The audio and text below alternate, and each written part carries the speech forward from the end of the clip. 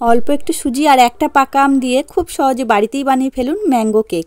খেতে হবে খুবই সুন্দর এবং নরম স্পঞ্জি।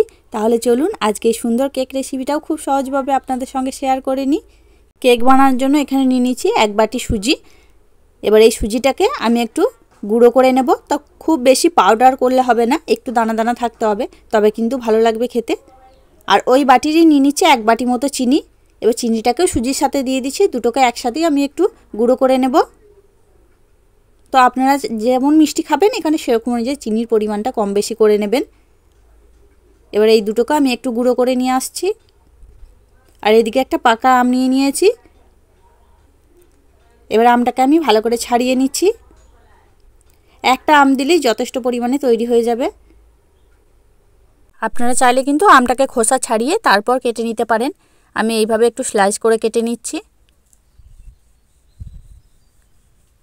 এইভাবে কেটে নিয়েছি।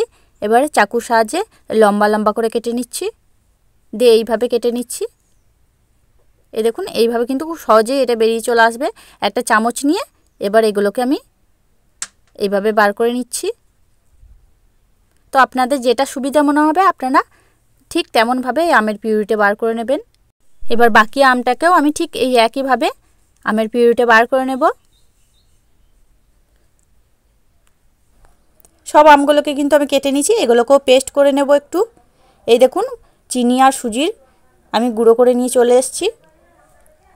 এই যে এইভাবে গুঁড়ো করে নিয়েছি। আর এদিকে আমটাকেও আমি দেখুন এইভাবে পেস্ট করে নিয়েছি খুব মিহি করে। আর আমটা কিন্তু পেস্ট করার সময় একটু জল দিইনি, আপনারাও একটু জল দেবেন না। এবার এদিকে একটা আমি পাত্র নিয়ে নিচ্ছি, এখানে চিনি আর সুজির গুঁড়োটাকে দিয়ে দিচ্ছি।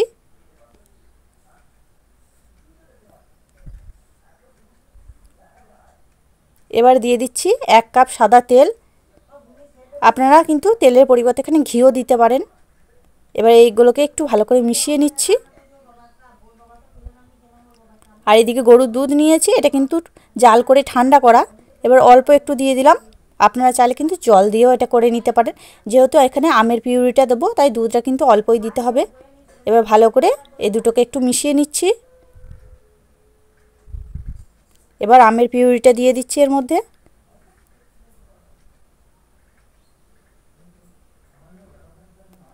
খুব ভালো করে সুজির সাথে আমটা একটু ভালো করে মিশিয়ে নিতে হবে যেন সব ভালোভাবে মিশে যায়।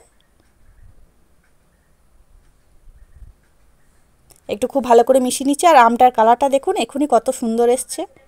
তো আপনারা চেষ্টা করবেন একটু পাকা কালারটা সুন্দর দেখে আম নেয়ার। খুব ভালো করে মিশিয়ে নিয়েছি। এবার এটাকে চাপা দিয়ে 5 মিনিটের জন্য আমি রেস্টে রেখে দেবো, তাহলে সুজিটা কিন্তু অনেকটাই ফুলে উঠবে। আর এদিকে আমি কেকে বাটিটা রেডি করে নিচ্ছি। আমি এরকম একটা অ্যালুমিনিয়াম বাটি নিয়েছি, এতেই আমি কেকটা তৈরি করব। তো আপনারা যে কোনো কেক মোল্ড বা যে কোনো পাত্রে তৈরি করে নিতে পারেন। এবার এটাকে আমি খুব ভালো করে সাদা তেল দিয়ে ব্রাশ করে নিচ্ছি।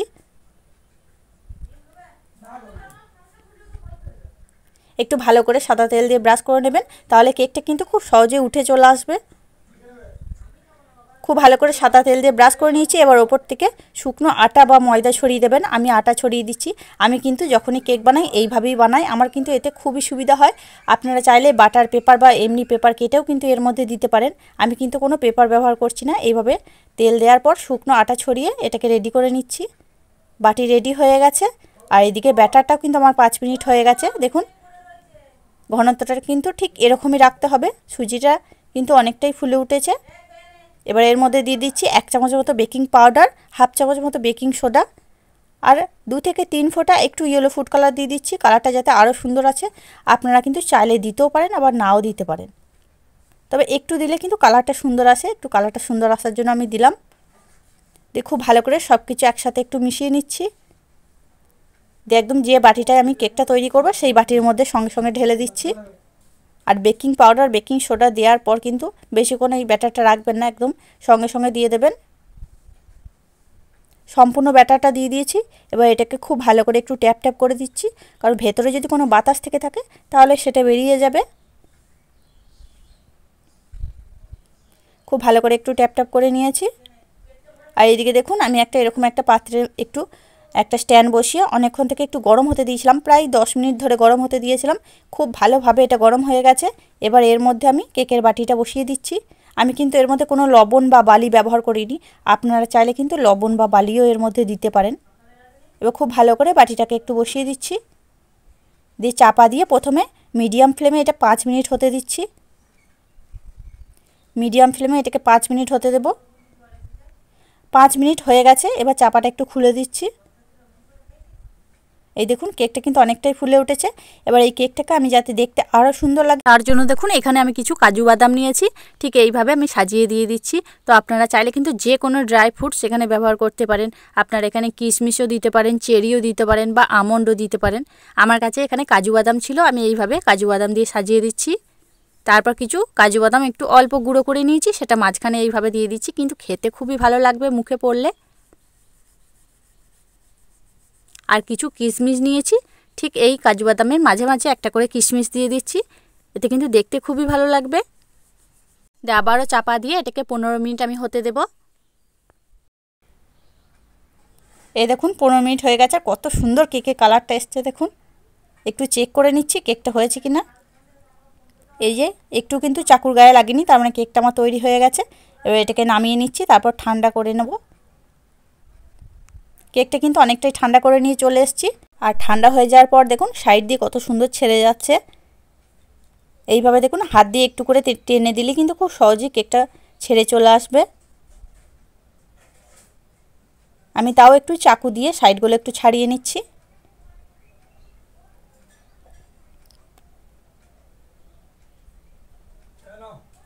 খুব ভালো করে একটু চাকু দিয়ে সাইডগুলো ছাড়িয়ে নিয়েছি, দিয়ে একটা এরকম প্লেট নিয়েছি, এর মধ্যে এটাকে এইভাবে উপর করে দিচ্ছি একটু।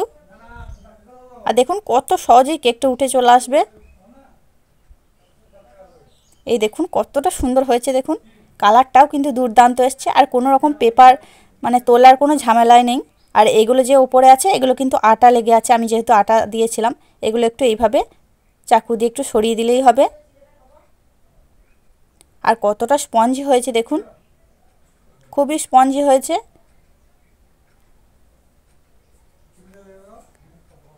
আর কালারটাও কিন্তু খুবই সুন্দর এসছে। দেখুন বন্ধুরা দেখতে কত সুন্দর লাগছে। দেখলেন তো অল্প একটু সুজি আর একটা আম দিয়ে কত সহজেই ম্যাঙ্গো কেক বানানো যায়। আপনাদের কেকটা আমি কেটেও দেখিয়ে দিচ্ছি যে কতটা সুন্দর হয়েছে কেকটা। এই দেখুন কতটা স্পঞ্জি হয়েছে এটা।